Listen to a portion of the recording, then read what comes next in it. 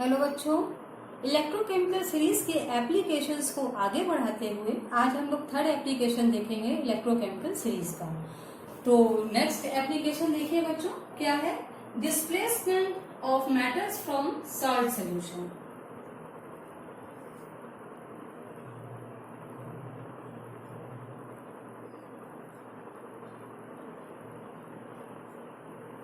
Displacement of matter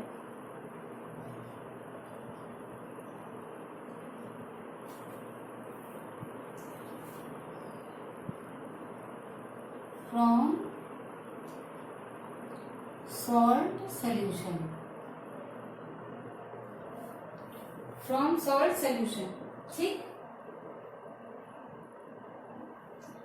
कोई भी matter इस सीरीज में अपने से नीचे वाले को डिस्प्लेस कर सकता है। जैसे सोडियम मैग्नीशियम को रिप्लेस कर सकता है, मैग्नीशियम एल्युमिनियम को रिप्लेस कर सकता है, एल्युमिनियम हाइड्रोजन और हाइड्रोक्सिल आयन को डिस्प्लेस कर सकते हैं, आयरन कैडमियम को, लेकिन कैडमियम आयरन को डिस्प्लेस नहीं कर सकता।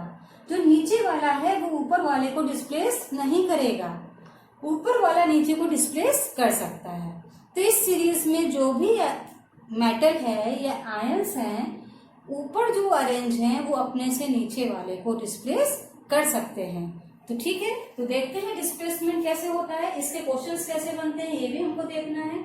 A metal can displace any other metal placed below it.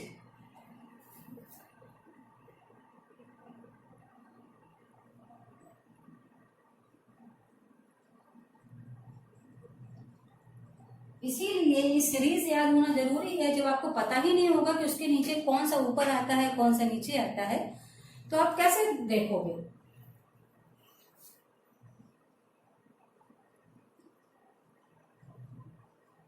Displace any metal.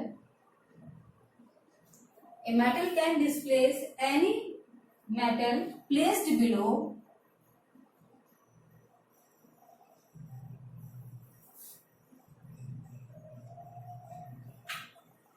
it in the series.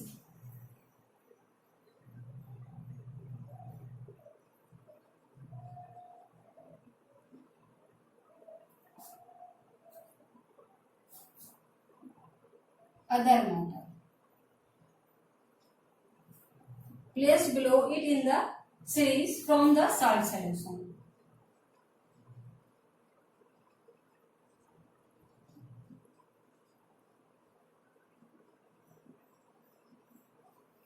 ठीक, अब इसमें अगर कुछ क्वेश्चन बनाए जाए आपके, तो किस प्रकार के प्रश्न अगर आपके इसमें आएंगे बच्चों? कुछ क्वेश्चंस ऐसे आते हैं, मान लो कहते हैं कि कॉपर सल्फेट का सॉल्यूशन है, क्या हम उसको एक कढ़ाई में कॉपर सल्फेट का सॉल्यूशन ले लीजिए, मान लीजिए आपने किसी बर्तन में ले लिया, उसको क्या हम निकल के स्पैचुला से चला सकते हैं? वो ऐसे प्रश्न पूछते हैं। अब क्योंकि कॉपर की स्थिति और निकल की स्थिति देख लीजिए कहाँ है, कॉपर हाइड्रोजन से नीचे स्थित है और निकल जो है ऊपर है। ठीक, या वो ये कह दे कि जो है निकल सल्फेट का सॉल्यूशन है, उसको जिंक के स्पैचुला से चला सकते हैं क्या? तो हमें देखना पड़ेगा कि सीरीज में किसकी स्थिति ऊपर है किसकी नीचे है, क्योंकि ऊपर वाला अपने से नीचे वाले को डिस्प्लेस कर दे रहा है। अब यहाँ पर अगर ये प्रश्न पूछे कि कॉपर का सल्फेट का सॉल्यूशन है, उसको निकल के स्पैचुला से चला सकते हैं कि नहीं, तो इसका मतलब क्या हुआ कि अगर कॉपर सल्फेट का सॉल्यूशन हमने लिया, ये हमने जो कॉपर सल्फेट का सॉल्यूशन ले रहे हैं, एग्जाम्पल के तौर पे देखिए, मान लीजिए ये बीकर लिया हमने और इसमें ये कॉपर सल्फेट का हमने सॉल्यूशन भर दिया। क्या किया? ये कॉपर सल्फेट का यहाँ पे हमने सॉल्यूशन भर दिया।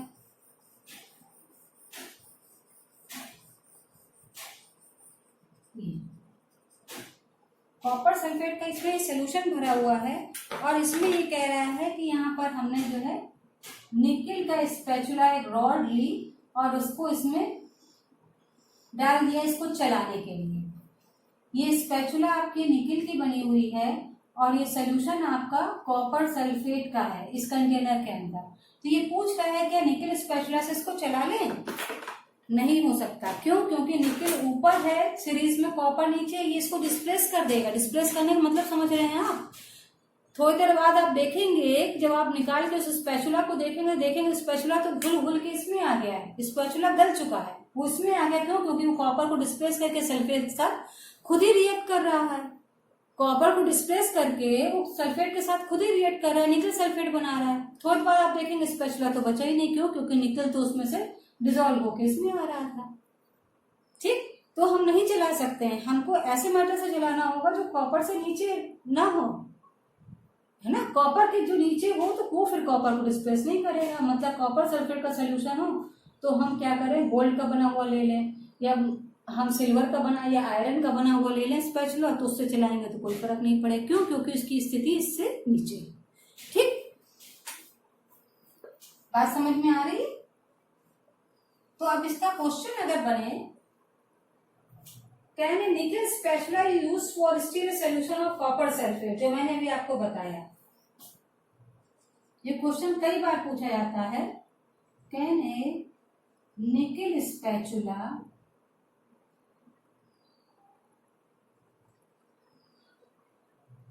देख लो इसे, can a nickel spatula be used to steel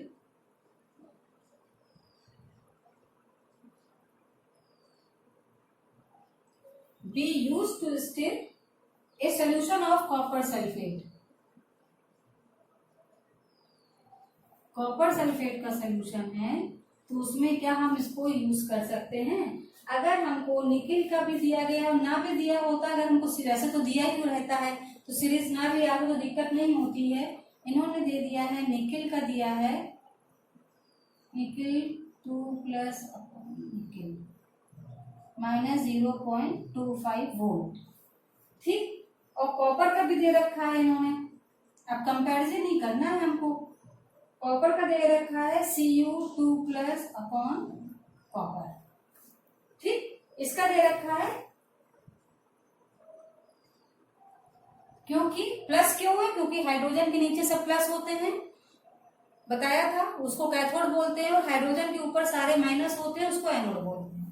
ठीक, अब क्योंकि इसका आंसर अगर आपको लिखना हो तो आप इस तरह से लिखेंगे, since SeP of nickel is less than copper, सामने दिख रहा है लेस देन कॉपर है ना, कॉपर से कम है, therefore nickel can displace, therefore nickel can displace, क्या करेगा? Displace copper. कॉपर को डिस्प्लेस कर दे रहा है ना। किससे डिस्प्लेस कर दे रहा है? From copper sulphate. इसलिए हम इसका इस्तेमाल नहीं करेंगे। क्यों? क्योंकि निकल का स्पैचुला उसी में घुलता जाएगा, तो बाद देखेंगे स्पैचुला बचा ही नहीं है। Hence we can not use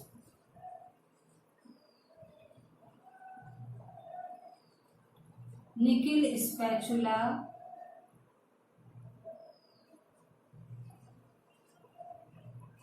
to stir copper sulphate solution. आपके पास समय नहीं है एग्जाम में, तो आप इतना पूरा ना भी लिखें, सिर्फ इतना लिख दें कि इसका एसीपी इससे कम है, तो ये इसको डिस्प्लेस नहीं कर सकता है, आपको पूरे नंबर मिलेंगे। तो इस प्रकार के क्वेश्चन डिस्प्लेसमेंट से बनते हैं।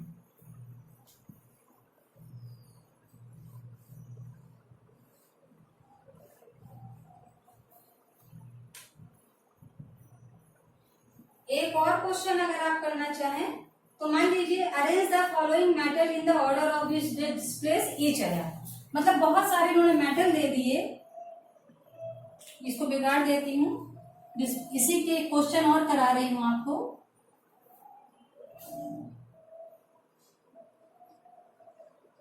अरेंज द फॉलोइंग मेटल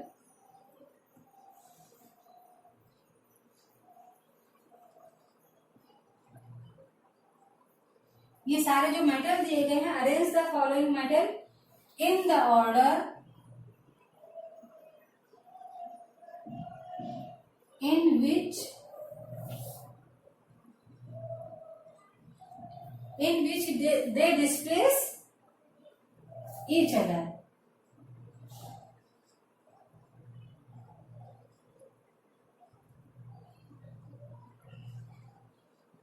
ठीक, अब इन्होंने मेटल दे दिए ढेर सारे आपको, आयरन दे दिया, कॉपर दे दिया, ठीक है, जिंक, सिल्वर, मैग्नीशियम और एल्युमिनियम ये दे दिए।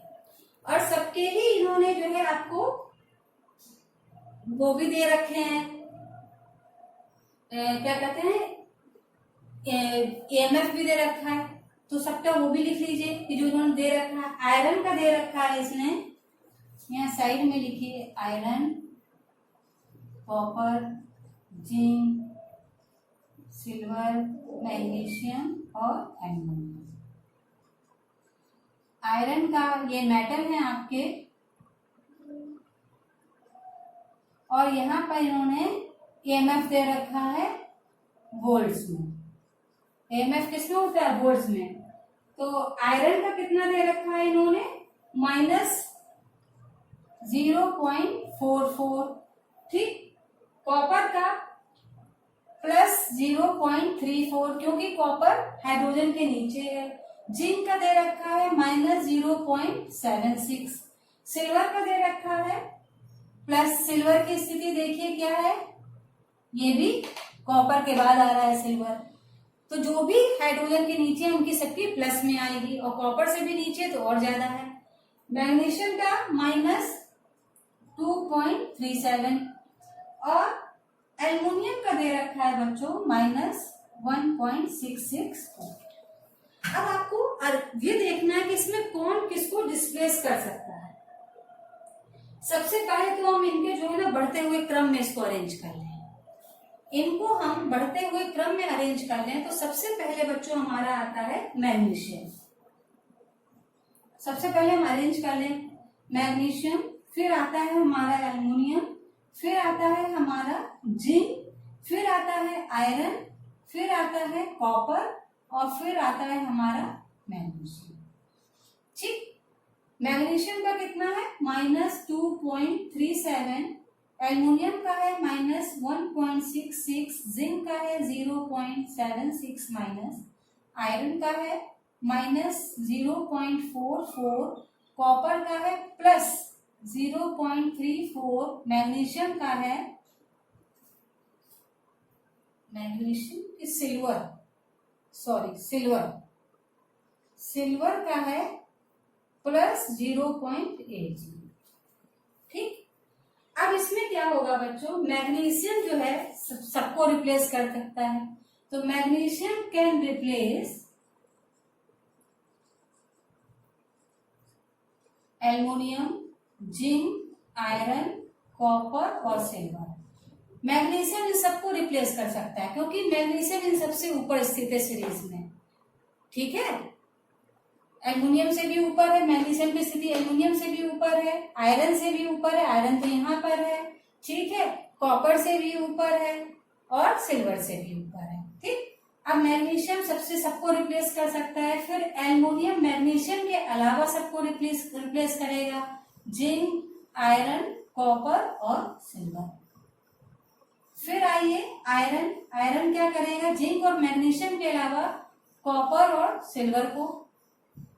कॉपर क्या करेगा, रिप्लेस कर देगा सिल्वर को, पर silver can't replace any metal.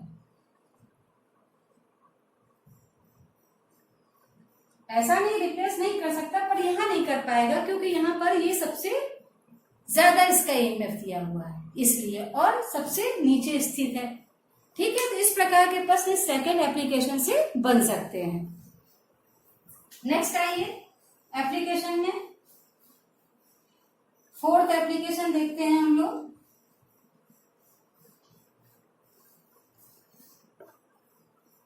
Displacement of hydrogen bye metals. चौथी एप्लीकेशन है displacement of hydrogen bye metals.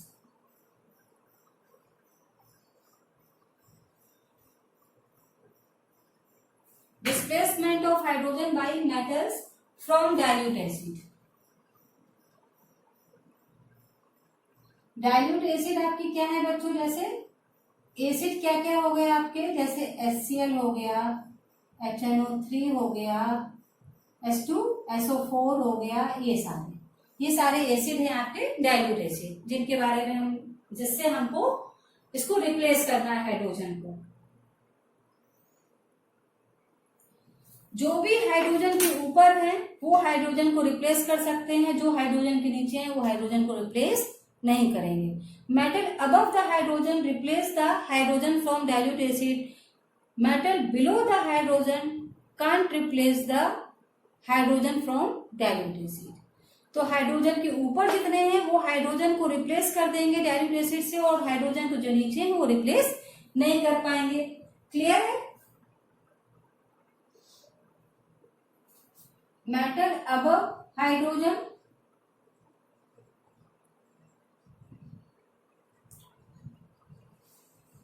replace it from dilute acid. Okay. Metal below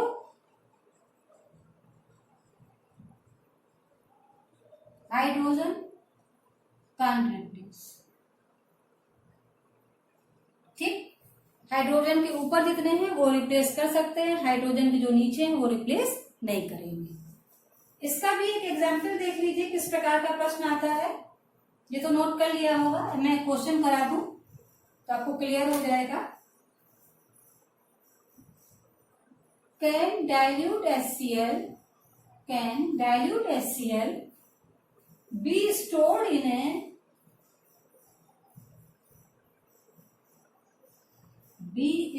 ए क्या डाइल्यूट HCl को हम लोग निकिल वेसल के अंदर रख सकते हैं? निकिल का बना हुआ कोई बर्तन हो तो उसके अंदर क्या हम डाइल्यूट HCl को रख सकते हैं, ये पूछ रहा है। Can dilute HCl be stored in a nickel vessel, nickel से बना हुआ कोई बर्तन हो तो उसमें क्या हाइड्रोजन को स्टोर कर सकते हैं? अब आप देखिए हाइड्रोजन, निकिल की स्थिति इस सीरीज में हाइड्रोजन से ऊपर है। अब जो ऊपर होते हैं वो हाइड्रोजन को रिप्लेस कर सकते हैं, तो निकिल वेसल में क्या हम हाइड्रोजन को रख सकते हैं? E0 ऑफ निकिल आपको दिया गया है 0.25 वोल्ट, क्योंकि ऊपर है, और E0 ऑफ हाइड्रोजन हम लोग जानते ही हैं क्या होता है, हमेशा 0 होता है, 0.0। अब इसका जो है इससे कम है और ये ऊपर की तरफ स्थित है, तो इसका आंसर क्या हो जाएगा? Since the reduction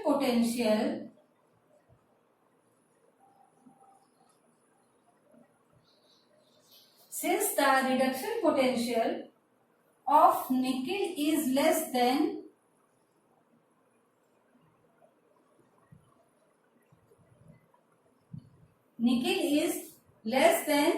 that of hydrogen,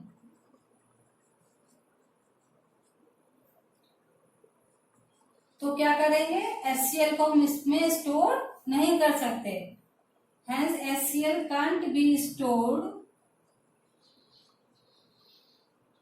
in nickel vessel. निकिल के बर्तन में हम लोग इसको स्टोर नहीं कर सकते। क्यों? क्योंकि तो ये हाइड्रोजन को रिप्लेस कर देगा। इलेक्ट्रोकेमिकल सीरीज में निकिल की स्थिति हाइड्रोजन से ऊपर दी गई है, जो इससे नीचे है वो रिप्लेस नहीं कर सकते, जो इससे ऊपर है वो इसको रिप्लेस कर देंगे, चाहे वो निकिल का बर्तन हो, चाहे लेड का बने, चाहे जिंक का, लेकिन वो हाइड्रोजन को रिप्लेस कर देगा। ठीक, लास्ट एप्लीकेशन है बच्चों, लास्ट एप्लीकेशन देखने जा रहे हैं हम लोग।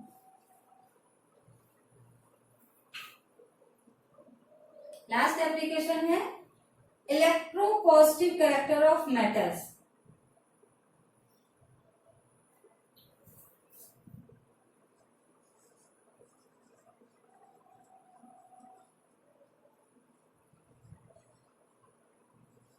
Electropositive character of metals.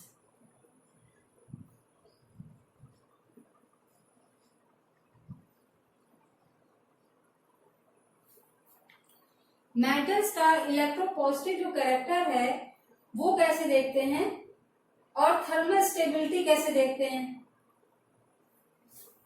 And thermal stability.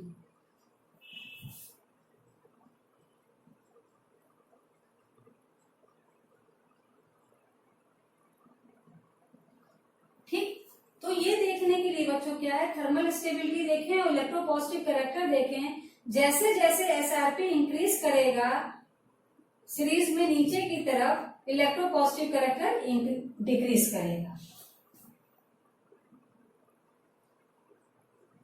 as soon as, ठीक है, the value of SRP increases in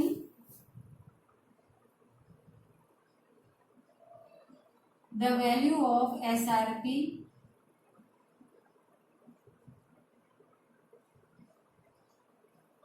increases in going down the series,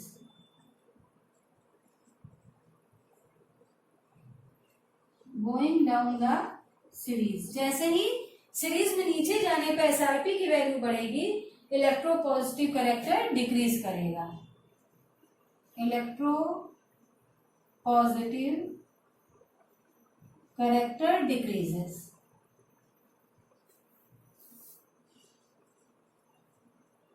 जैसे जैसे सीरीज में नीचे की तरफ बढ़ते जाएंगे, एसआरपी की वैल्यू इंक्रीज करती जाएगी, वैसे वैसे ही इलेक्ट्रोपॉजिटिव कैरेक्टर कम होता जाएगा। ऊपर सबसे इलेक्ट्रोपॉजिटिव होगा, नीचे आते आते इलेक्ट्रोपॉजिटिव कैरेक्टर खत्म होने वाले, क्योंकि फ्लोरीन पे सीरीज खत्म हो रही है, लिथियम पे शुरू हो रही है, तो मोस्ट इलेक्ट्रोपॉजिटिव कैरेक्टर ऊपर की तरफ होंगे और नीचे की तरफ नेगेटिव कैरेक्टर हो जाएंगे। ठीक है, और स्टेबिलिटी ऑफ ऑक्साइड,